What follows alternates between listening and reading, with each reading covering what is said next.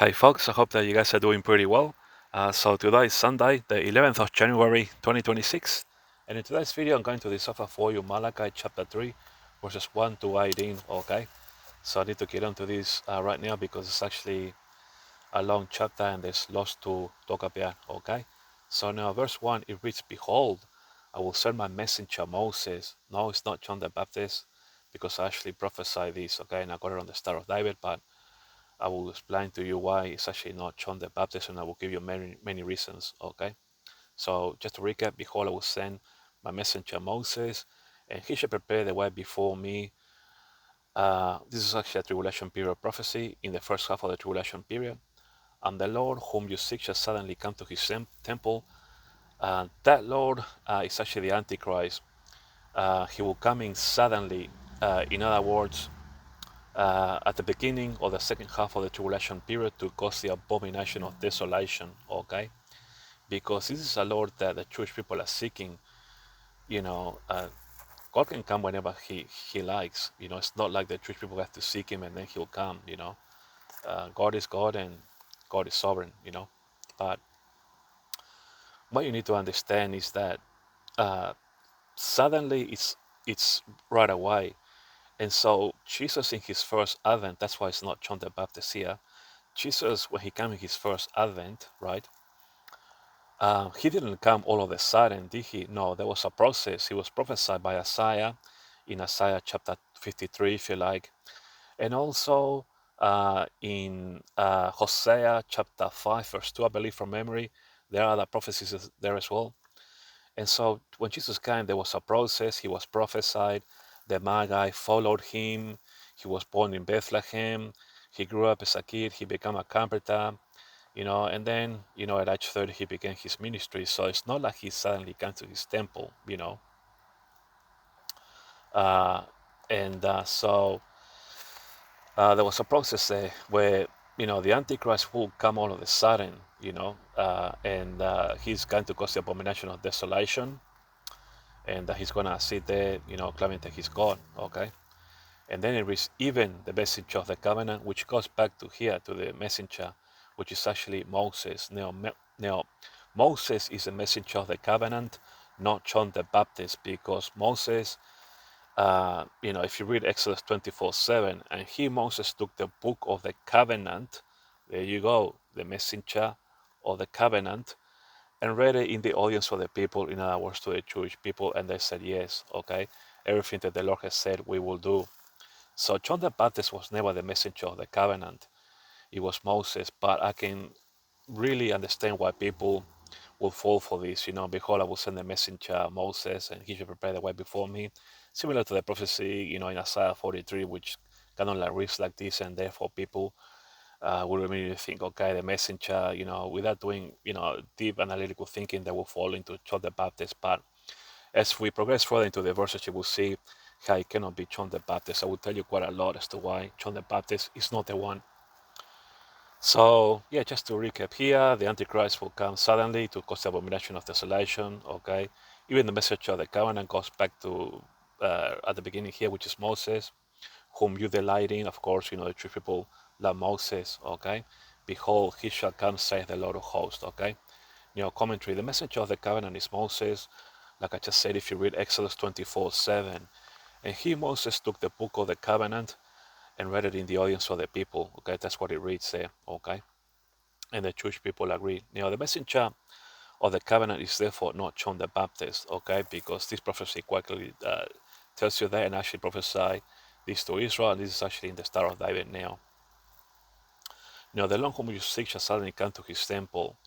The Lord is the Antichrist in here, in which Israel makes a covenant of peace with, according to Daniel 9:27, and the Antichrist, shall suddenly come to his temple to cause the abomination of desolation, as per Daniel 9:27 as well. Okay, don't worry, focus. I haven't forgotten John the Baptist. I will give you more as to why it's not John the Baptist.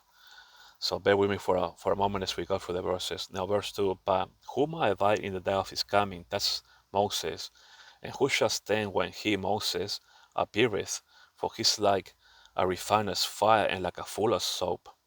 Commentary. Firstly, the Jewish people will be stunned when they first see Moses and Elijah turn up as two witnesses, okay, arriving at the doorstep of the third temple, if you like, so to speak. Especially the Levite priests doing the sacrifices, they will see Moses and Elijah, and they will be there for the first 3.5 years of the tribulation period. And so the Levite, let me turn over the page, priests will have to quickly get used to their presence. In other words, Moses and Elijah, and especially Moses, okay, because it's going to be refining them. And according to Revelation 11:5, it reads, "And if any man will hurt them, fire proceedeth out of their mouth, and devoureth their enemies. And if any man will hurt them, he must in this manner be killed." So now, with this in mind, if you like, the Levite priest will have to respect the presence of both Moses and Elijah with their respective prophetic authority. Okay. Now move on. I haven't forgotten John the Baptist. Here we go. I'm coming back to give you more that is not John the Baptist. Now verse 3. "And he Moses shall sit as a refiner and purifier of silver, and he shall purify the sons of Levi." Now think about it. Did John the Baptist said in the second temple in the time of Jesus, refining, the Levi priests, purifying them as silver? No. John the Baptist was, practically in the Jordan baptizing people, okay? And don't forget that John the Baptist, according to, the book of John, the Gospel of John, rather, he was harassed by the Sadducees, the Pharisees, and the scribes, which came to him. "Tell us, who are you, so that we might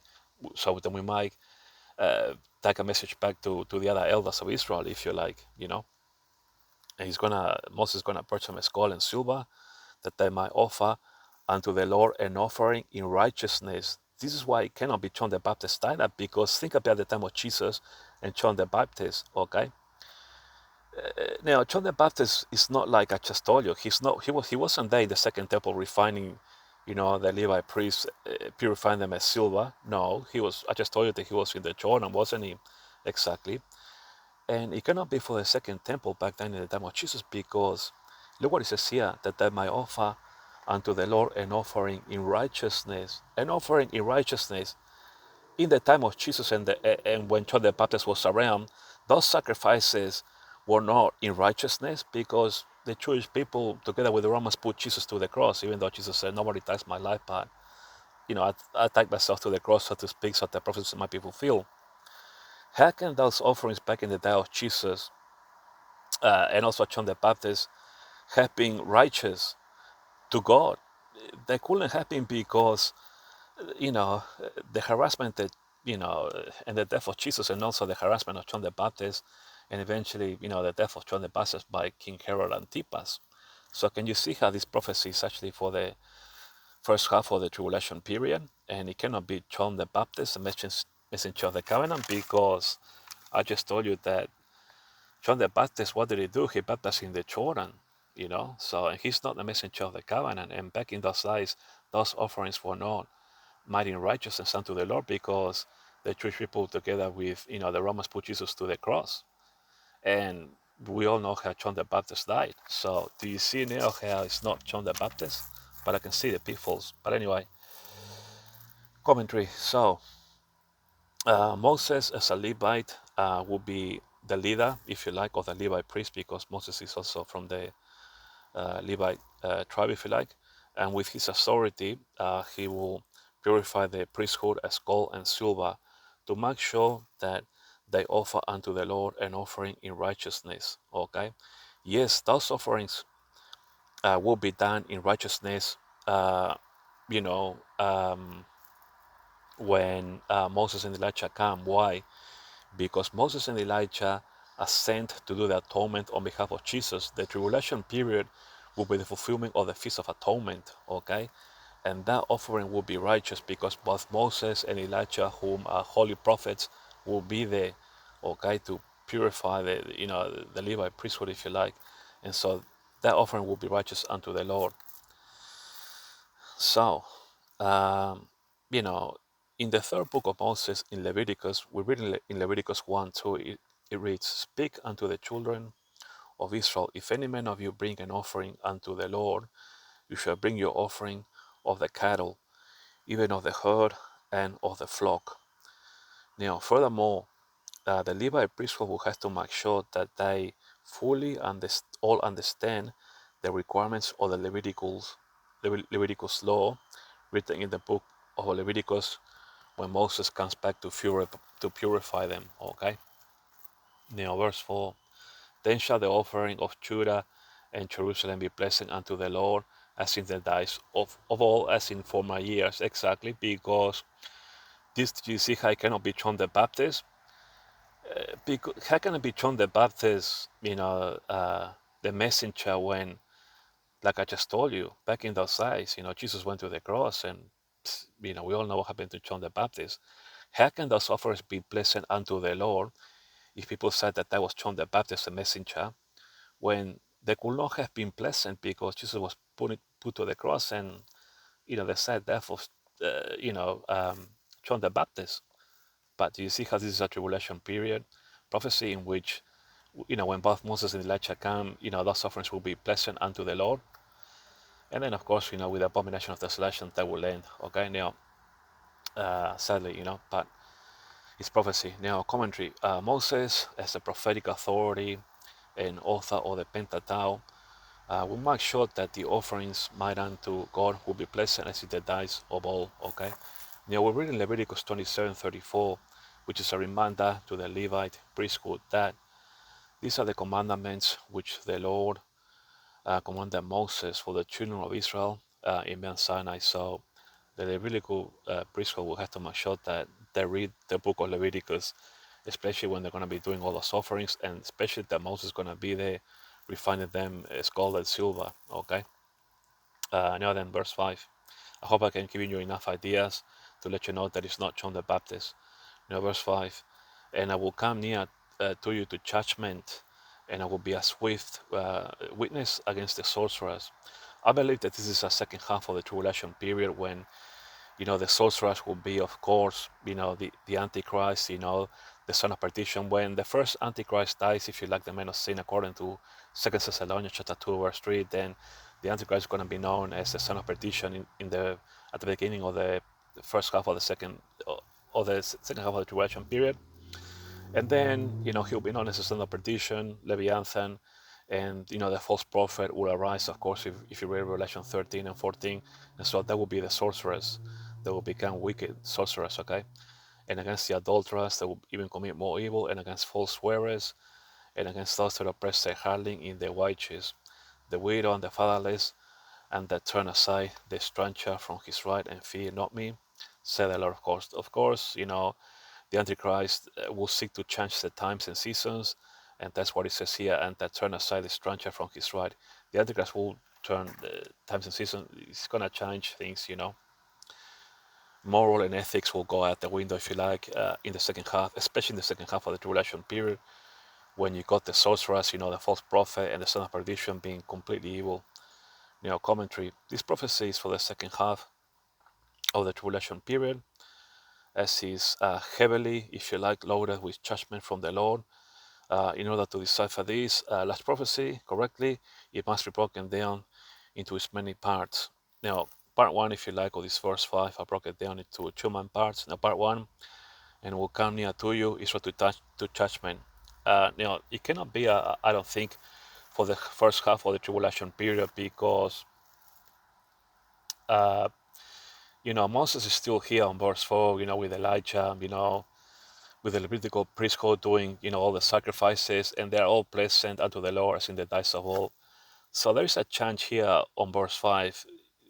Up to here, you can say it's finished for the first half, but then on verse 5, you could say that it begins in the second half of the tribulation period because even though God is going to be judging the whole earth in the first half of the tribulation period as well, when Jesus opens up, the six seals and so on, we got the seven trumpets, to deal with the seven vials throughout the whole 7 year or the tribulation period plus the three wars. But, the first half, it's for Israel is going to be relatively okay because Israel has made a pact with the Antichrist. You still got the three crowns, meaning Israel, America, and Great Britain, protecting the interests of Israel. So Israel will still be relatively fine. But in the second half, God is going to come near to you to judgment because it's going to get a lot more heavier. But anyway, before the big judgment come, uh, just remember that Israel and the Jewish people worldwide will be relatively safe in the first half of the tribulation period due to the covenant with the Antichrist. But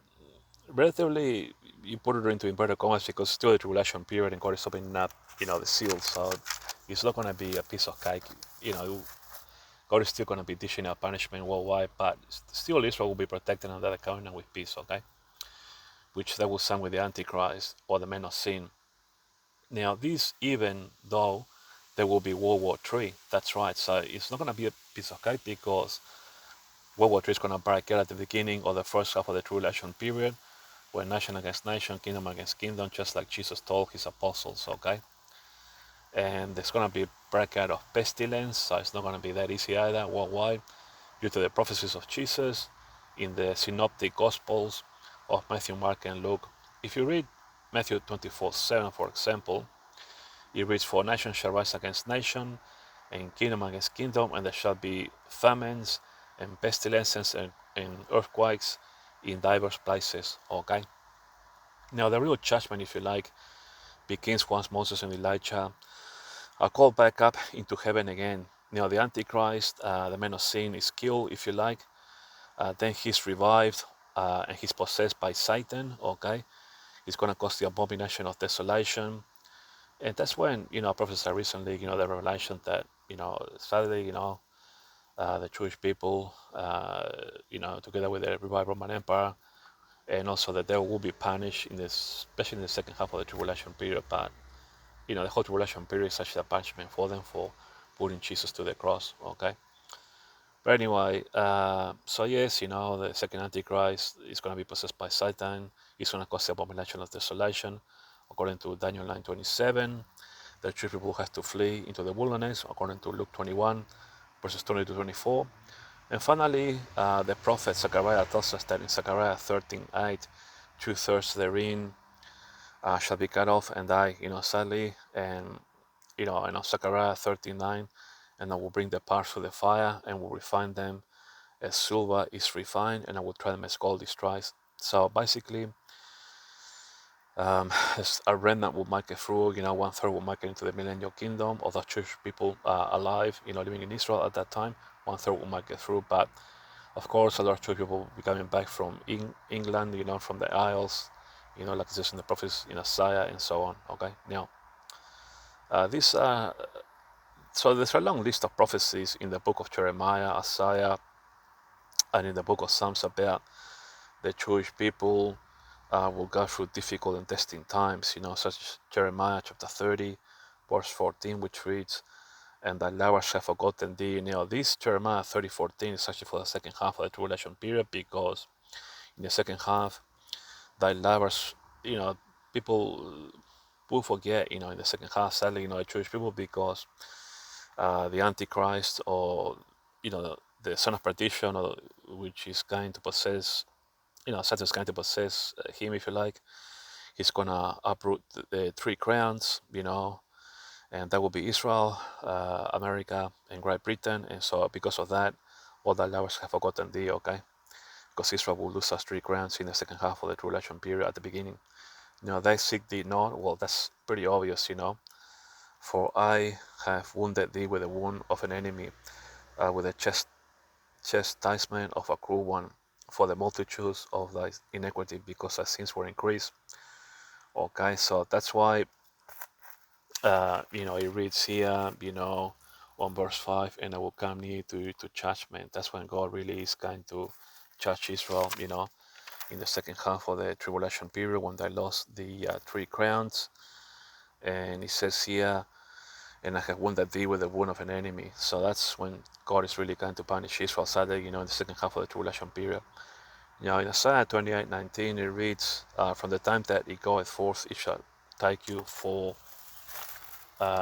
morning by morning." Okay, shall it pass over by day and by night. Okay, and it shall be a vexation only to understand the report, meaning that, mainly, yeah, throughout the whole tribulation period, Israel is gonna you know, the economy wonder well enough it just happened, with the rapture of the church and everything, a vexation only to understand the report, meaning that they're gonna be thinking, what on earth is happening to us, They're going through the atonement, if you like. The atonement first with Moses and Elijah, and then the punishment, sadly, in the second half of the tribulation period. But anyway, Psalm 79, verses 4 to 5 say, on verse 4 in Psalm 79, we have become a reproach to our neighbors and a scorn and derision to them that are round about us. So this process is mainly for the second half of the tribulation period when Israel, America and Great Britain, the three crowns, are subdued, if you like. And on verse 5 here, how long, Lord? The Jewish people are crying out in the second half of the tribulation period. Will thou be angry forever? Please come back. In other words, shall thy jealousy burn like fire? Please, God, get jealous, with our covenant, we are your people and so on. So this is just a short summary of a long list of prophecies that will be fulfilled during the second half of the tribulation period. Okay, now part 2 of the prophecy, and it reads, and I will be a swift witness against the sorcerers. This includes the Antichrist, the son of perdition, the false prophet.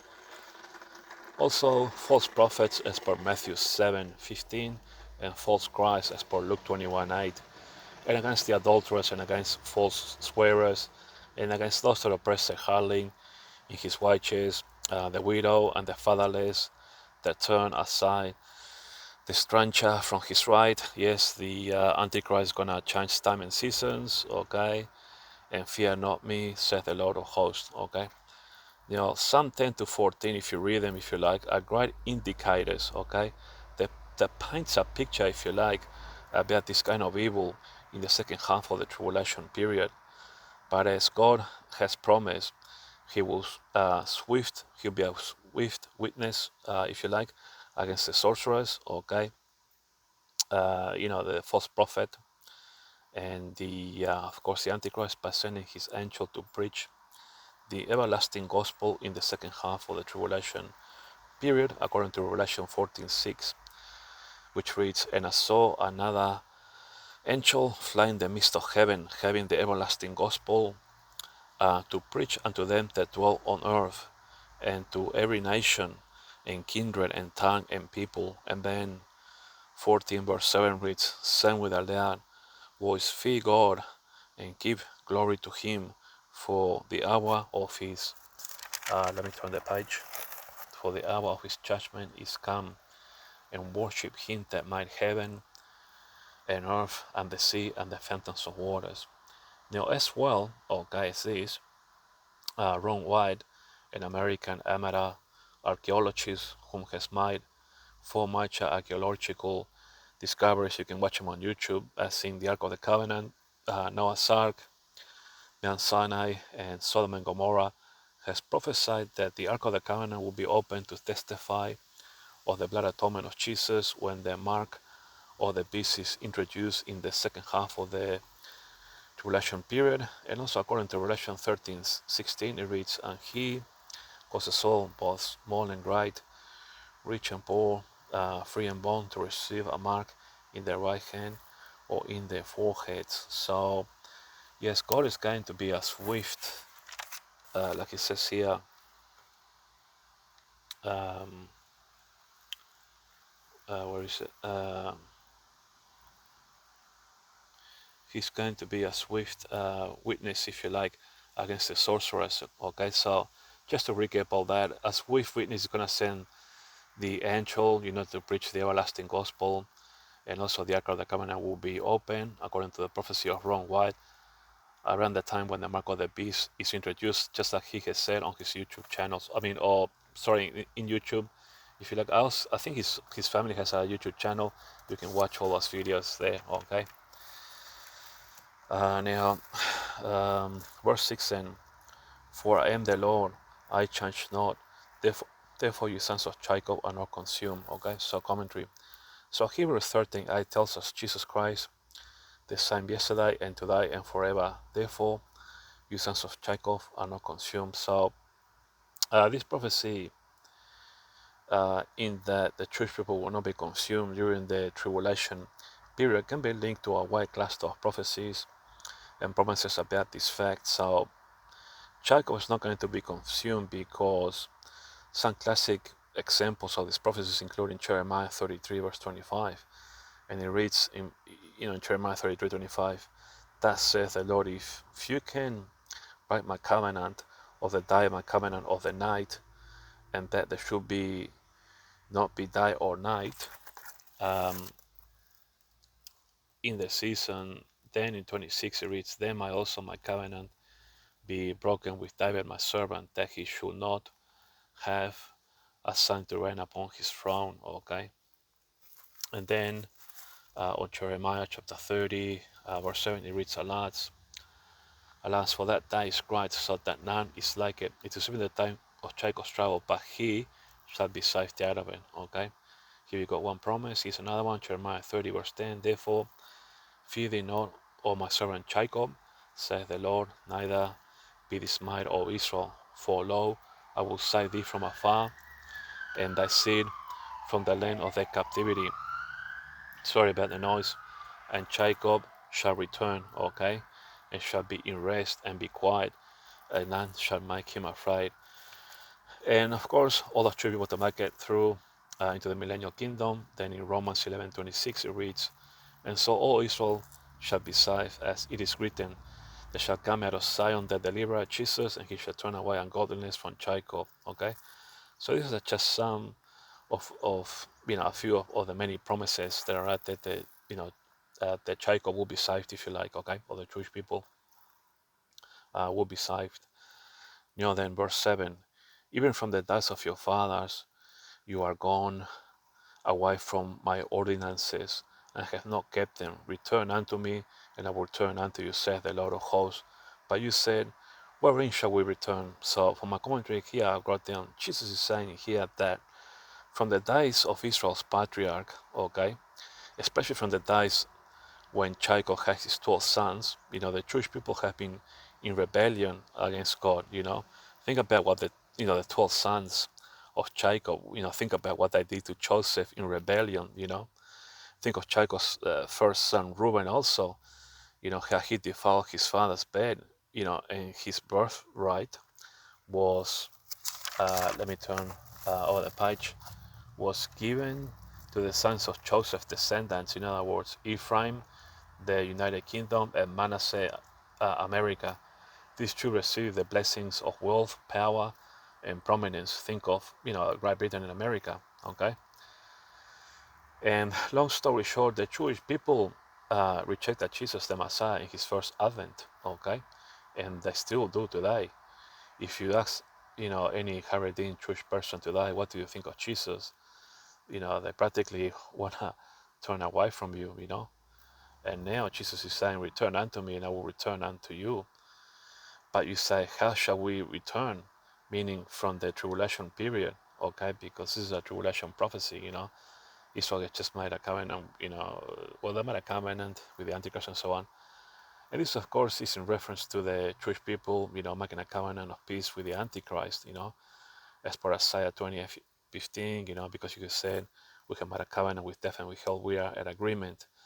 So even from the times of, from the times of the 12 sons of Jacob, through even till today, the Jewish people have been rejecting Jesus as the Messiah.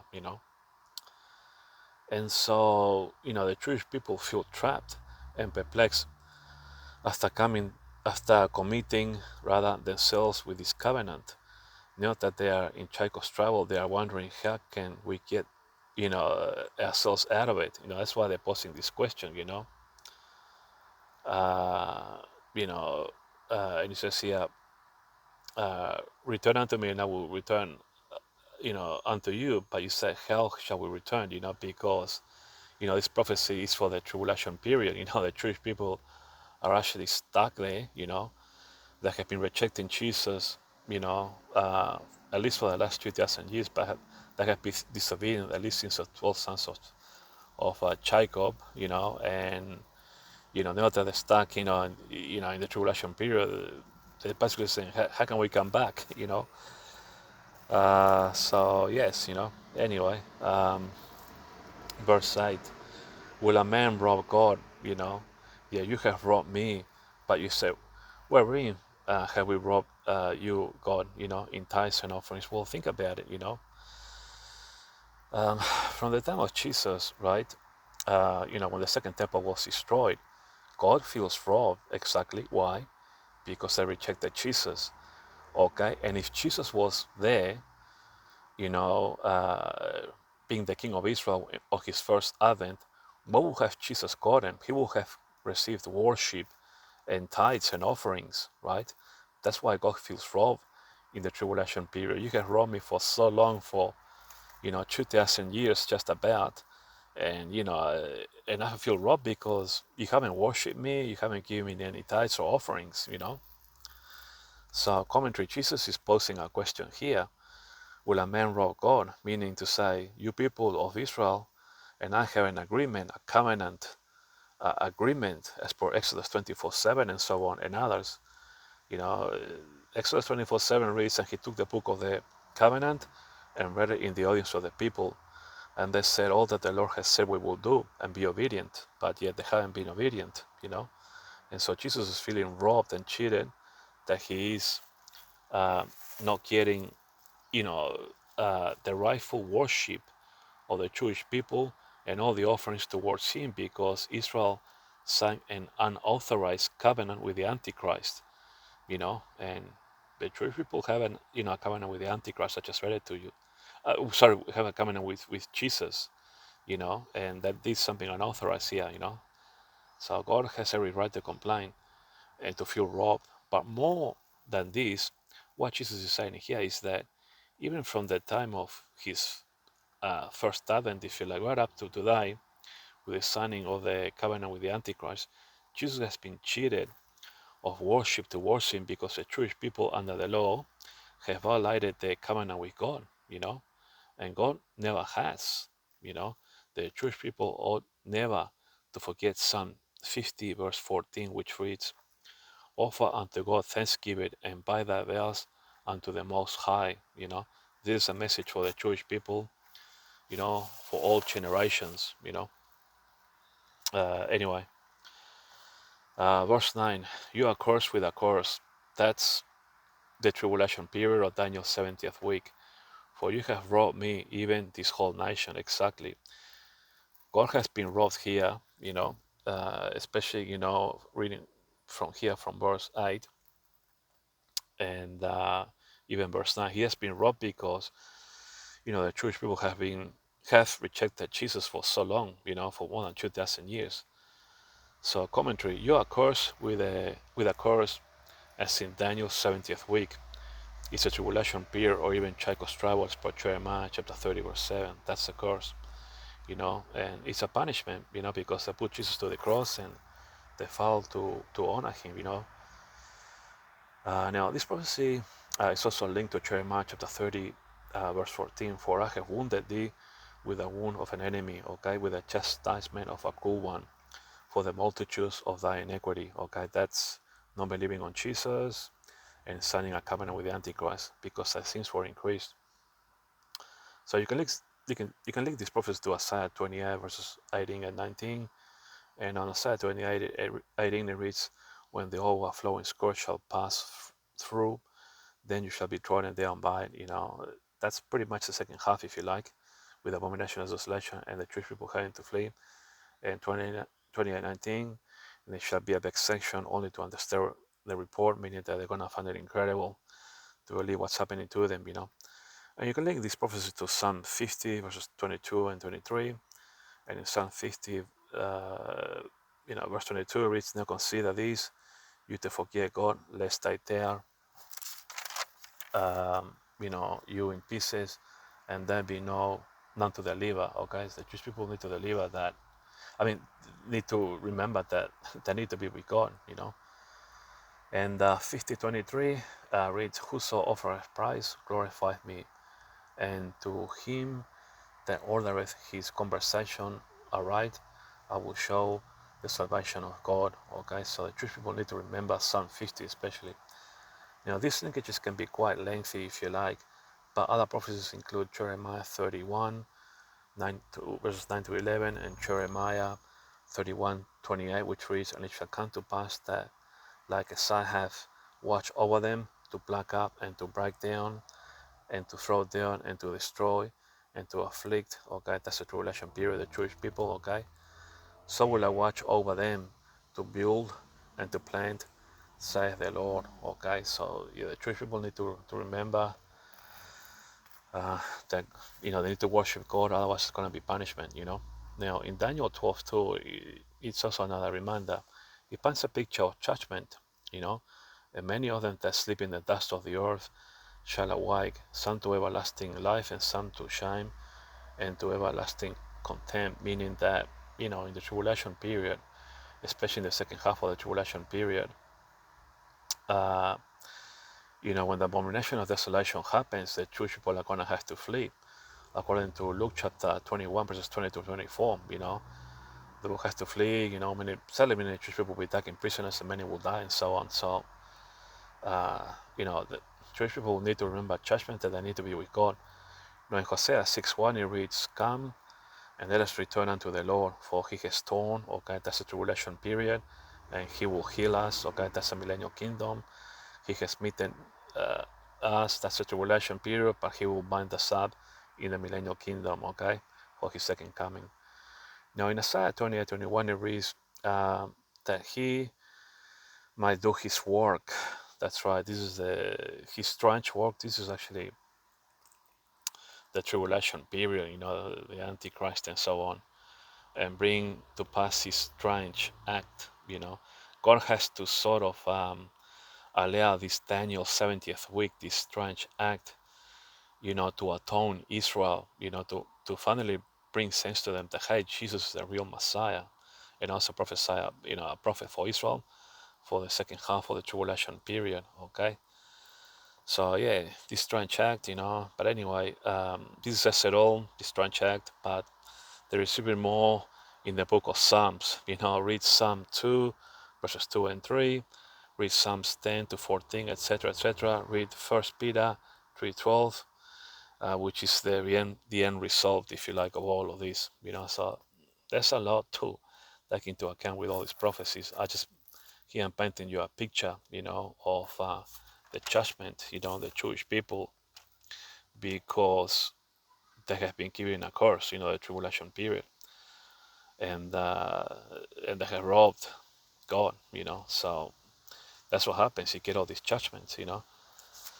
So I'm just giving you some of the prophecies here, just to paint a picture for you. Okay, now verse 10: "Bring ye all the tithes into the storehouse, that there might be meat in my house, and prove me now, wherewith saith the Lord of hosts, if I will not open you the windows of heaven, and pour out a blessing, that there shall not be room enough to receive it." Of course, Jesus is saying here, I have to punish you here because you did not believe me when I first came in my first advent. You have no faith in me. But have you had faith in me, because I was prophesied in Isaiah, chapter 53, Hosea 5:2 and so on, Daniel, and so on. If you will have faith in me, I would have given you, a blessing that you will not have been able to contain, but, you went away from me, That's what Jesus is saying here. So for my commentary, what the God is saying here, there is no need for you, Israelites or Jewish people or my covenant people, to distrust me in thinking that I will not bless you or favor you. If you put all your faith and trust in me, I will bless you beyond your wildest expectations. That's what he's trying to say. The Jewish people should have reminded themselves of Proverbs 3, 5 and 6, and it reads on 3:5, "Trust the Lord with all thy heart, and lean not unto thy own understanding." And then on 3:6, "In all thy ways acknowledge him, and he shall direct thy path." Okay, that's what the Jewish people should have done. And see also Isaiah 26, 3 and 4. God will keep those in perfect peace whose minds are stayed on him. Okay. See also Jeremiah 17, verses 7 and 8, etc., etc. Nonetheless, Romans 11:32, for God has concluded them all in unbelief, that he might have mercy upon all. And if you read Romans 11:36, for of him and through him and to him are all things, to whom be glory forever. Amen. So even though from the time Jesus first died, the Jewish people have been disobedient, God had to do his strange act, if you like. Nonetheless, God willed that, according to his perfect will, that he wanted to conclude everyone, including the Jews and the Gentiles, um, uh, you know, like it says here, for God had ruled them all in unbelief, both Jews and Gentiles, that he might have mercy upon all, okay? Because for him, because for him and through him and to him are all things, okay? So God has his perfect plan for humanity, okay? To whom be glory forever, amen, all right? So yes, the Jewish people, should have trusted Jesus, Uh, now then, um, and this of course is a tribulation period prophecy, because Jesus is saying, you should have trusted me, and you're in the tribulation period, and all of this, Now, verse 11, and I will rebuke the devourer, that's the Antichrist, for your sakes, and he shall not destroy the fruits of your ground. So this becomes a millennial kingdom prophecy. So now we're going from the tribulation period here into the millennial kingdom when Jesus arrives to rebuke the devourer, okay, for your sakes, and he shall not destroy the fruits of your ground, neither shall your vine cast her fruit before the time in the field, saith the Lord of hosts. So yeah, basically, when Jesus comes back for the millennial kingdom, he's not going to allow the Antichrist to destroy, the farmland crops of Israel. They will grow and bear fruit at the appointed time. Commentary. When Jesus comes back for the millennial kingdom, he's going to punish the devourer, the Antichrist, and throw him alive into the lake of fire burning with brimstone alongside the false prophet, and the devil is going to go into the abyss for 1,000 years. Now, Revelation 19:20, where is this prophecy? It's also linked, if you like, to Jeremiah 31:11, for the Lord has redeemed Jacob and ransomed him from the hand of him that was stronger than he. So the hand of him that was the Antichrist being stronger than Israel. Okay. So yeah, the Antichrist will not be able to destroy the farmlands produce of Israel, not alter its normal rate of growth. Okay, like I said earlier. Now you can link it to Psalm 2, verse 9. Thou shalt break them with a rod of iron. Thou shalt dash them in pieces like a potter's vessel. That includes, the Antichrist, the false prophet, and the devil, alongside all those other wicked people. Now it also links to Psalm 10:15, Psalm 11:6, Psalm 12:3, Psalm 50 verse 3, Psalm 129 verses 4 and 6, Isaiah 9:18, Isaiah 13:9, Isaiah 13:11, and Isaiah 41:11, just to name a few. Verse 12, and all nations shall call you blessed, that's for the millennial kingdom, for you shall be a delightsome land, of course. He's going to restore Israel like Eden, said the Lord of hosts. Commentary, this millennial kingdom prophecy promises that all nations of the earth that remain after the judgment in the valley of Jehoshaphat, as per Joel 3:2, and as well as per Matthew's judgment of the sheep and goat nations, as per Matthew 25 verses 32 and 33, shall call Israel blessed. Okay. This prophecy can be linked to also Psalm 126 verse 2, which read, then was our mouth filled with laughter and our tongue with singing. Then said they among the hidden, the Lord hath done great things for them. Okay. See also Psalm 138 verse 4, Isaiah 11:10. Okay. And in Isaiah 11:10 it reads, and in that day there shall be a root of Jesse, which is Jesus, which shall stand for an ensign of the people. Okay. He will be the king of Israel. To it shall the Gentiles seek. Okay. So they're going to glorify God in Israel, and his rest shall be glorious. Okay. See also Isaiah 55, verse 5, Isaiah chapter 60, verse 6, Isaiah 60, 14, Isaiah 61, 9, Isaiah 62, 2, and Jeremiah 33, 9, which are prophecies which allude as to how the Gentiles will glorify Israel. Okay? Now, verse 13, your words have been stout against me, saith the Lord, yet you say, what have we spoken so much against thee? Yes, they haven't believed on Jesus. That's what they have done. Commentary. God is telling his people Israel that their words have been in darkness towards him, okay? Especially during Jesus' first advent and even up to now, and that they have spoken so much against him. You only have to ask any Haredim today, ask him a question about Jesus. What do you say? What do you have to say about Jesus? And they practically want to ignore you. They don't want to talk to you. So, then from a historical point of view, if you like, this began on Jesus' first advent when Jesus was put on the cross as a result of the scribes, Pharisees, and Sadducees' own corruption. And now, in modern times, the signing of the peace treaty with the Antichrist. Okay, the great majority of the Jewish people under the law to this day still don't believe on Jesus. And if one was to look upon social media platforms like YouTube in order to hear some of the opinions that the Jewish people have on Jesus, that can be very disconcerting. YouTube is one such platform. Now, if you read Jeremiah chapter 30, verse 15, it reads, or it tells us that, why criest thou for thine affliction? Thy sorrow is incurable for the multitude of thy iniquity, not believing on Jesus and so on, and putting Jesus to the cross and so on. And on Isaiah 20:15, we read, because you have said we have made a covenant with death and with hell, we are at agreement. So, with this verse 13, it's all about the Jewish people speaking against Jesus, like not believing on him, even up until this time, signing the covenant with the Antichrist and so on. Okay. Now, verse 14, you have said it is vain to serve God, and what profit is it that we have kept his ordinance and that we have walked mournfully before the Lord of hosts? Now, commentary, Jewish history is very complex, okay?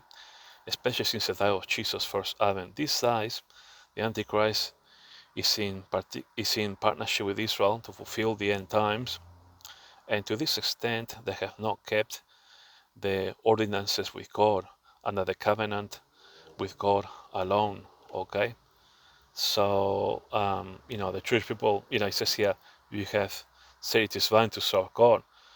Well, it has been vain because the Jewish people rejected Jesus in his first advent, and today they're in partnership with the Antichrist to fulfill the end times. The covenant with the peace treaties.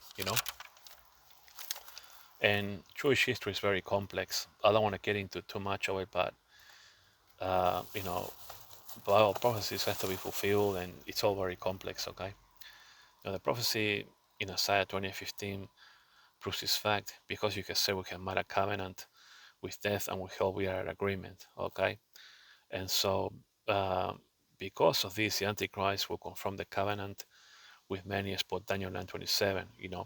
And he shall confirm the covenant with many for 1 week, and in the midst of the week he shall cause the sacrifice and the oblation to cease. So this is why the Jewish people, if you like, have said, if you like, that hey, it is fine to serve God, and to keep his ordinances when, they are signing a covenant with the Antichrist and so on.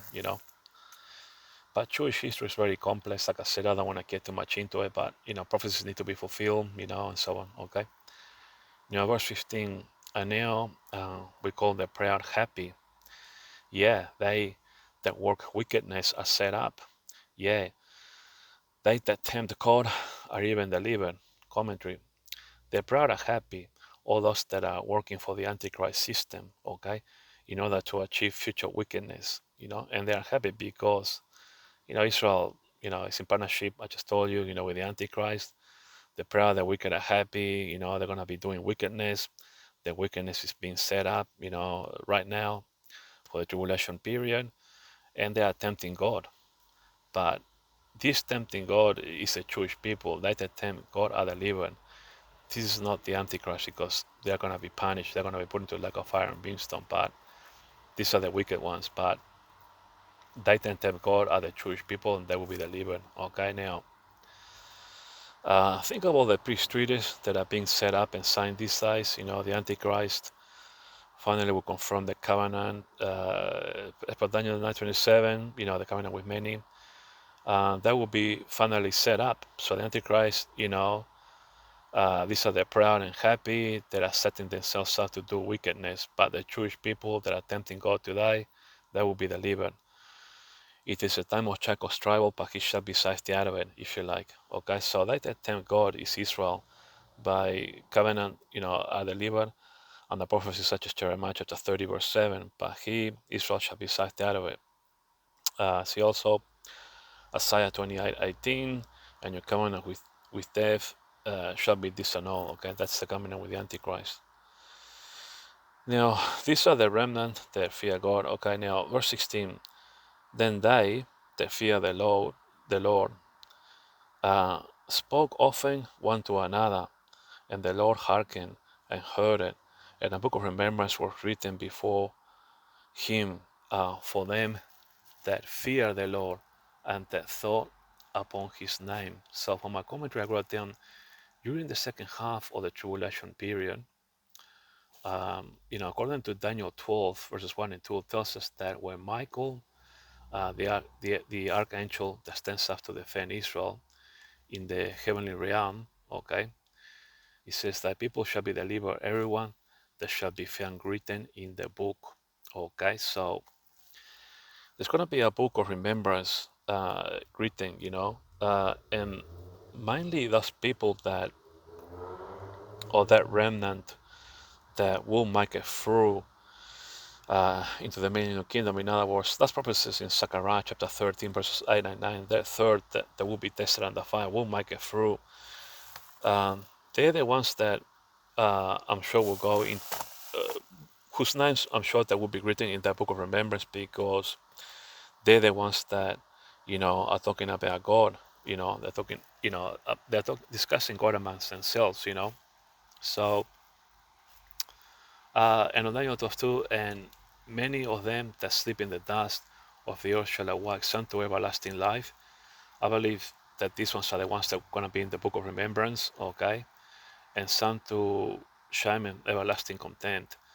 Obviously, they're not going to be written in the book of life or in the book of remembrance. These are the ones that probably sign, the covenant with the Antichrist and so on.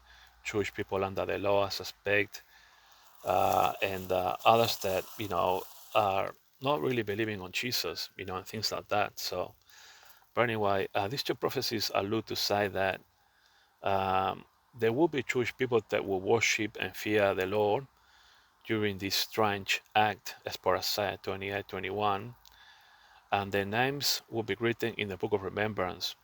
This follows on context from verse 15. Okay, so basically, if you read verse 15, and it reads, I know we call the prayer happy, okay?